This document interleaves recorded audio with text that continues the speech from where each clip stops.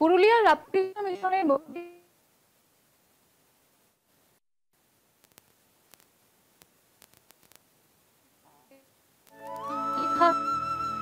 পুরুলিয়া রামকৃষ্ণ মিশনের মুকুটে নতুন পালক।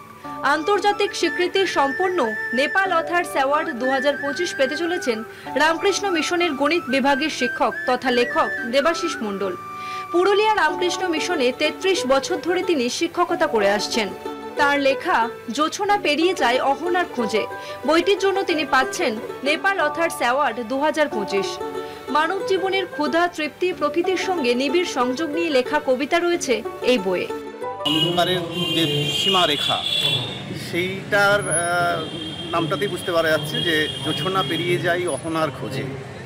আমরা জোছনা পেরিয়ে অহনা খুঁজতে যাচ্ছি, মানে সূর্যের আলো, ভোরের আলো খোঁজার জন্য আগাচ্ছি। এটা মূলত মানে একটা জীবনের গতিপথ। তো সেখানে যে কবিতাগুলো আছে সেখানে মানে আমি চেষ্টা করেছি, সেখানে প্রকৃতি, আমরা চেষ্টা করেছি আমাদের মানব জীবন ইত্যাদি সব কিছু নিয়ে, আমাদের আবেগ, আমাদের ক্ষুধা, আমাদের তৃপ্তি, এই সব কিছু নিয়ে এই কবিতার বইয়ের মধ্যে কবিতাগুলো রয়েছে। 1 নভেম্বর নেপালের কাঠমান্ডুতে আয়োজিত হবে এই বিশেষ সম্মান অনুষ্ঠান।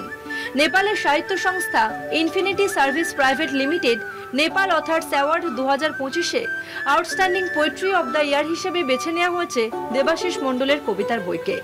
জেলার প্রথম এবং রাজ্যের মধ্যে তৃতীয় ব্যক্তি হিসেবে এই পুরস্কার পাচ্ছেন দেবাশিস মণ্ডল।